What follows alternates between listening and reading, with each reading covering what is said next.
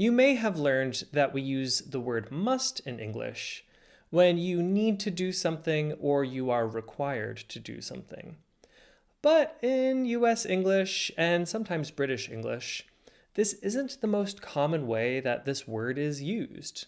So, how is it used? Welcome back to Lingoni English. My name's Brian. Today we're looking at must for suppositions. Let's take a look.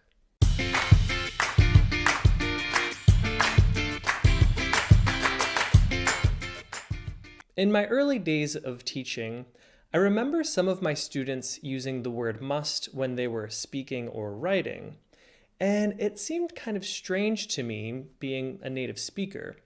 But why? Well, we don't usually use the word must when we're speaking English unless it's used for suppositions. So what exactly did my students say? An example would be something like, my wife must take her car to the mechanics to get fixed. Or, I must be careful about what I eat. But when you use must this way, it's very formal. It's mostly only used by institutions like governments, businesses, or schools. For example, you might see a law that says all documents must be stamped, signed, and dated. And if you want to know what we say instead of must in the situation like, I must be careful about what I eat, then you can check out my video right here. Now let's look at some examples of how we more commonly use must on a daily basis. Why isn't Emily answering? She must be avoiding me. Here I'm thinking or assuming that Emily is trying to avoid me. She's trying to stay away from or not talk to me. Am I 100% sure? No, I'm just guessing or assuming. But I think that. In another example, I could ask a friend, hey, I opened this container of yogurt 2 weeks ago. Do you think it's okay to eat? The other person could answer by saying, I don't know. It must have gone bad by now. By saying this, the friend is pretty sure that the yogurt is spoiled, so it's not good to eat anymore. But they're not 100% sure. There might be a small chance that you can still eat the yogurt. Note that when using must for assumptions, you can use all 4 present tenses, and you can use both stative and action verbs. Now, again, we'll look at some examples so you know what I'm talking about. I know she likes spicy food, so she must love Sichuan food. Now, this is the simple present tense. She must love Sichuan food.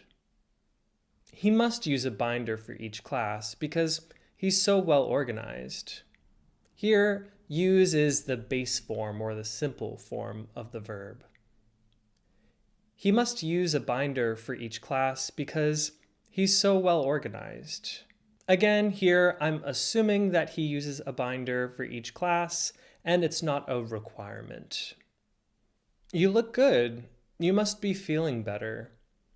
Here, be feeling is the present continuous. You look good. You must be feeling better. What's that smell? Oh. Emily must be dyeing her hair again. Again, this is the present continuous. What's that smell? Oh, Emily must be dyeing her hair again because every time I smell that smell, it's her hair dye. There's no more snow in the driveway.